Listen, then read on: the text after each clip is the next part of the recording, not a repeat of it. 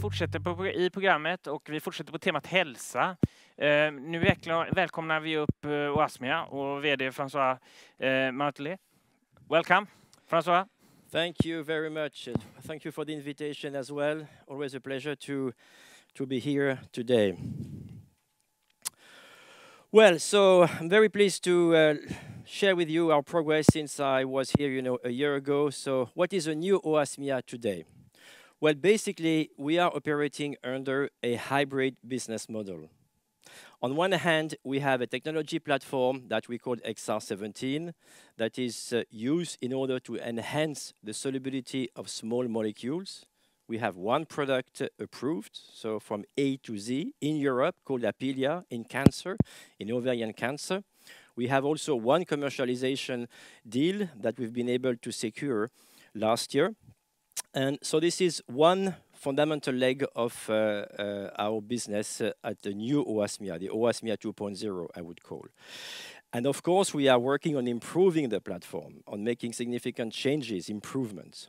On the other side, we have an emerging oncology portfolio, so classical research and development biotechnology company. So this is an important point that I would like to emphasize upfront. At the same time, in order to gain a critical mass in this business, we need to look for in and out licensing and M&A, and this is what we are doing. We are in a strong cash position, and I will come back to that a bit later on. And the strategy has been reshuffled and re-articulated since I joined the company.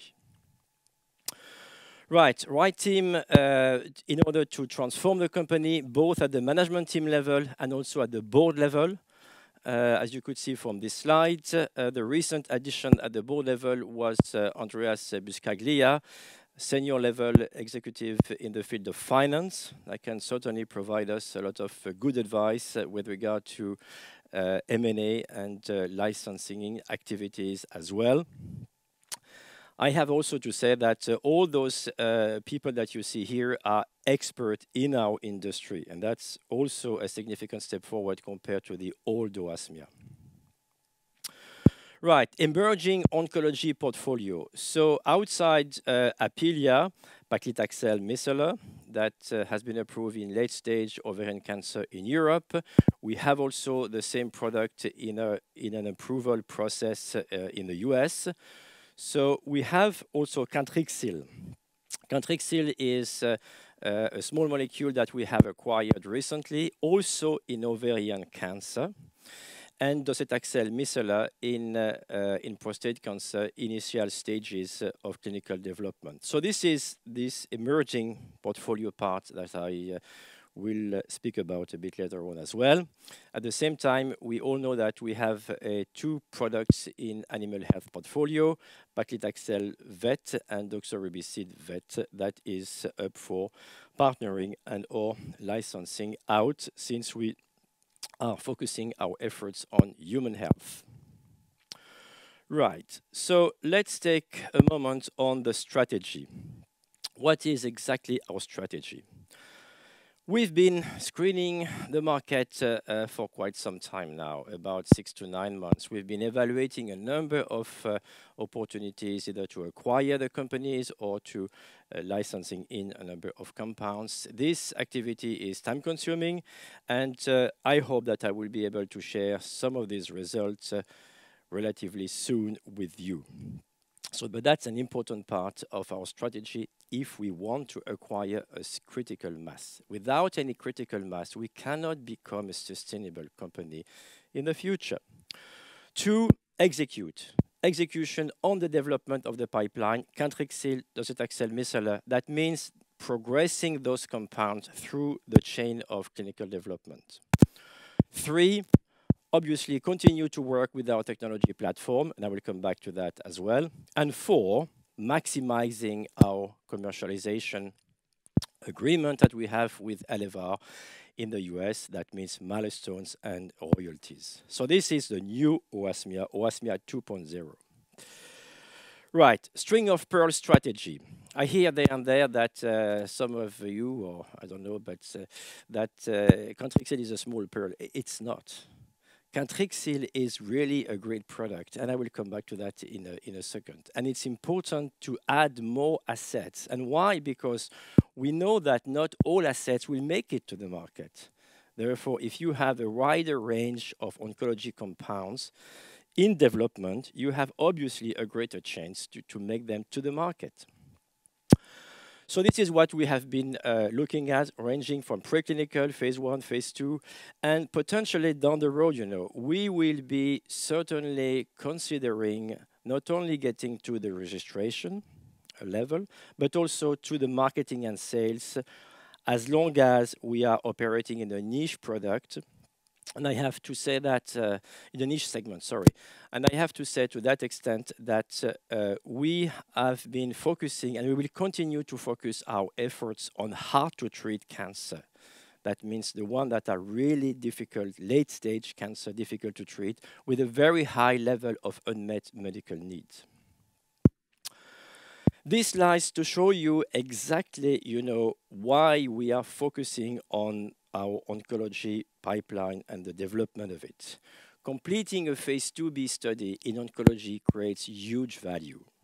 Phase 2b, and you can see from this slide, throughout the years, the value, it's a multi-billion dollars, basically, value if you are able to complete a phase 2b in a hard-to-treat cancer. And I put that some examples with AbbVie, with Genmab, Seagen with Merck in the US, and the value around $3 billion. This is another view of the data showing that all the phase 2 data altogether create really a huge value. This data coming from 2018. It's about $10 billion if you compile all the results of the phase 2 data. Right, Cantrixil. First step in a string of pearls, licensed in from Casia, a small Australian company. And the important piece is, why did they choose us? They choose us because we have expertise with Apilia in oncology, and especially in ovarian cancer. And on top of it, we will be exploring the synergy with our technology platform, because the solubility may be enhanced and therefore leading to potentially to a better compound. Right, it's a tubulin binding small molecule against CD44, ovarian cancer stem cells, could be also used in some other indications, and we will have a look at that down the road. We have an orphan drug designation in the US with the FDA. That will speed up the regulatory process. IP-wise, we are perfectly okay. The patent will go up to 2035. We are working on establishing the relationship with the FDA and with EMA in order to show them our plans, get validation of our plans, and then moving ahead. At the same time, also securing the supply agreements and with various suppliers for this compound that we will be initiating early 2022.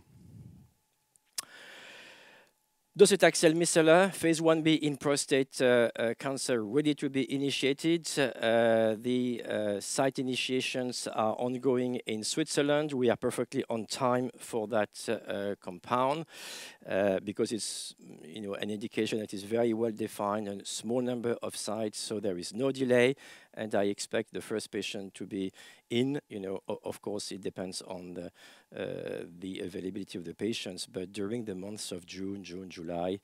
And of course, I will update you as soon as I know. It's an important product. Taxotere is the standard of care for advanced prostate cancer, and we have a better molecule that we will be going through the phase 1b almost as we speak.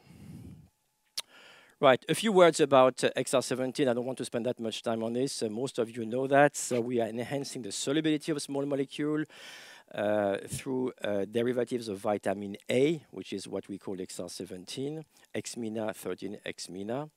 And therefore, we have a higher drug delivery capability, shorter infusion time, superior solubility, and validated in ovarian cancer.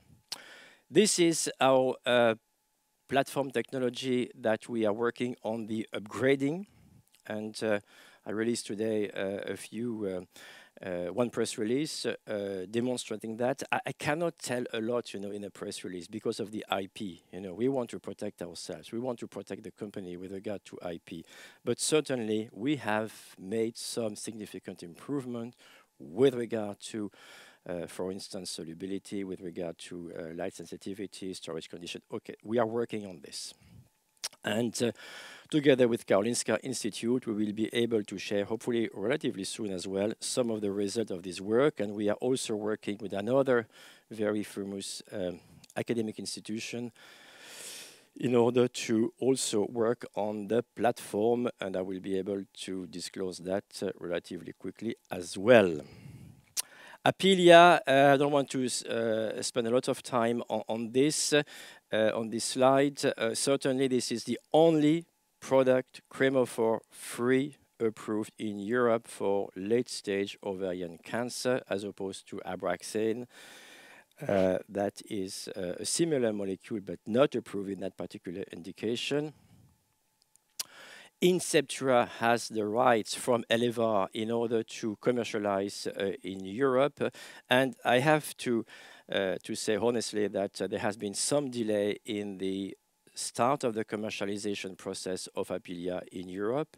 The reason is because it takes time to agree on a three-lateral agreement between Oasmia, between Elevar and Inceptua, but now working full speed, and we do hope that the Inceptua will start commercializing Apealea towards Q3, Q4, therefore potential royalties by the end of this year, beginning of next year. Taiba is for Middle East and Africa. Other partners will be coming out of the Elevar deal as well. Right, so now this is a question that most of you are asking me. So where do you stand with regard to Apealea in the US? Okay, 2 studies. One PK study is, and Elevar did receive a proceed letter late April. So that's good, and the study is, according to Elevar, likely to start at the beginning of Q3 of this year. The phase 3 study in platinum-resistant epithelial ovarian cancer will start also during Q3 of this year, has been slightly delayed because of the COVID, because of the interaction with the FDA. There is a time log when you want to interact with the FDA at the present time because of the COVID situation. Whether we like it or not, that's the situation. But in the overall scheme of a couple of years, that are needed in order to perform that studies, I don't think this is really significant, to be frank. Right, we have been initiating something very important for Oasmia, that is an ESG, Environmental Social Governance Plan. I really believe in good governance with our company and with our stakeholders, investors, the financial community. That's extremely important, and I don't want to go into a lot of details, but that's good governance practices are at my heart, as a manager, as a leader of Oasmia. We want to continue to have strong business ethics, and we will continue to do so. Attracting, retaining the right kind of talent is, of course, very important for a biotech company. So all in all, we are working on this plan with a consultant, an external consultant that is specialized in this field. We need to decide for the rest of the year the relevant KPIs that we need to have. We need to set targets, develop action plan, implementation, of course, those plans, and report down the road. But I think that's important for you to know that this matter is important for Oasmia. From a financial perspective, we have now a company with less than 30 people. Almost half of them are in the tech ops area, the rest in clinical development, finance, and other area as well. We have still a strong cash position, around 219 million SEK late March. That was the public figure that was released. We have a burn rate of around 11 million SEK per month, which means it is an improvement of around 9 million SEK per month compared to when I joined the company a year ago. Right, so the path of growth, 220 Oasmia, 221 Oasmia 2.0, that's just the beginning of a new story. And 222, looking at building this platform in oncology, gaining a critical mass, continue the string of pearls strategy. Looking ahead, so what can you expect during the rest of the year? Continue M&A, and obviously, you know, for obvious reasons, we will disclose that whenever we can. Cantrixil, you know, making all the preparation to start the trial, the phase 2A, at the beginning of 2022. Docetaxel micellar, phase 1B, will be initiated at any time that during the rest of the month and July and onwards. Apilia, new partners. This is in the hands of Elevar in other territories. Potential royalties, mainly potentially coming out of the Inceptua commercialization in Europe. Enhancing, continue to work on the platform, the various platform, XR18, 19, and animal health divestment and or partnering, since we are not an expert in this area. So this is what I wanted to tell you today. Okay, thank you very much, Francois, exactly. I have a couple of questions, if I may. Sure. You have done a big job moving around in your management team. I've seen you have a new CFO, new CMO, you have a permanent CSO. Are you finished with that work now? Do you have the complete team, or is that something we're expected to see more changes in your?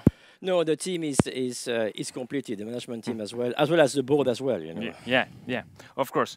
I have a question from the audience. Is there any news about the out-licensing of XR17? Thank you. Sorry. Right. With regard to the platform, as you saw from the presentation, the main thing is to move the platform ahead in terms of improvement. So this is what we are doing. Yeah. So, okay. Yeah. So once we have enough confidence in the data that we can produce, and I have to say that we are also repeating the same data in order to be sure that those are the right ones, then we can envision a partnering. Okay, so it will take a bit of time in order for us to find an appropriate partner. Yes, of course. So we shouldn't be anxious about that. It will take some time, right? Yes, of course. You know, I mean, you need to understand that XR17, you know, has been used for the last 8 to 10 years, and therefore now, for IP reason, we are in a need to produce a new platform. This is what we call XR18. Yeah. When it comes to merger and acquisitions, you are looking to in-licensing. In what phase do you think you might find interesting products or interesting research projects? Could you develop a little bit about your plan for that? Clearly, you know, we want to de-risk the portfolio. Yeah. The best way to de-risk the portfolio is to acquire companies or assets from phase 1B validated. Okay. Not before that. No. At least not the next step. Yeah. Down the road, of course, we may complement our portfolio with preclinical compounds, but then there is a risk of development which is higher than if you acquire a compound that is ready to move into phase 2. Yeah. So you want to at least that they have been working with humans, right? Correct. Yeah. With positive data. Yeah. Absolutely. Yeah. And how do you think that is progressing? I mean, we have this pandemic. It has affected the entire world for quite some time now. When you talked about when you look at candidates for your company, how is that developing at the moment? Do you think do we see a better progress now when we have the vaccination in several big countries, or how is the COVID affecting Oasmia at present? Yeah, that's obviously a good question. I mean, clearly, we've been able to screen the market and to evaluate the market and the kind of targets that we wanted to have a look at without major issues. So that has not jeopardized the COVID situation, our activities from that standpoint. The key here is to find the right target. Yeah. Okay. Okay. It's not a matter of precipitate yourself to find something. No, it's to find the right target that you can develop further, that you don't regret afterwards. But from that standpoint, no, we haven't suffered a lot because of the digitalization of the world anyway. So that was pretty easy to do. Yeah. Yeah, so the money is not burning in your pocket. You will look slowly and correctly, but to find the right candidates to enhance your future growth. Absolutely, right? Yeah. absolutely. Yeah, I understand. When it comes to the delay at Apelia, do you think you have you're past that obstacles? Yes. Yeah. I mean, Apelia. Yes. We. Inceptua and Eleva, and us, we will speed up the process, during the second part of the year. That's absolutely for sure with regard to commercialization. So expect some more positive news on that side compared to the previous situation. I mean, the COVID was really something extremely significant, bad because when you launch a product and you don't have the ability to interact directly with the physician, you just cannot do your job properly. No. Because a physician won't be interested in your product because they need to have some interaction with it. Of course. So I mean, of course, and I guess that's something that affects the entire industry. It's not typical for your company, and I guess that's the same when it comes to in-licensing and to take a look at different projects. I guess a lot of life science companies around the world have difficulties to actually perform their trials, for instance. Trials, yes, that's correct, and that was happened with the Apelia development for the 2 key studies that we need to perform, that Eleva needs to perform in the US. Yes, that's correct. Yes, and when I'm not standing here, I run a newswire. So Oasmia is quite a news-heavy company. Compared to a lot of other listed companies. So is that something we should expect to continue? There's a lot of news coming out from your company going forward, research results and people would tell me it's not enough. Not enough. Yeah, I mean, clearly we continue to transform the company. I mean, a great deal of efforts has been done the past 12, 16 months now that I've been on board in terms of refocusing the company on the right strategy, right-sizing the company, making sure that we don't spend like crazy, so basically be cash conscious and acquire, according to the string of pearls strategy, good compounds that we can develop further, hopefully successfully. So that all of this has been done. Clearly, there has been some delay with regard to the commercialization of Apelia in Europe. We will overcome that, I'm sure. And at the end of the day, what counts? It's a couple of months, more. Yeah. And I guess Apelia will also launch in more regions as you described as well. Correct. Yes. So we can expect more information about the rollout of that going forward as well. Absolutely. Right. Yeah. Very interesting, Francois. I think time goes really fast. So I think we need to quit. But thank you very much for a very interesting presentation. You're welcome.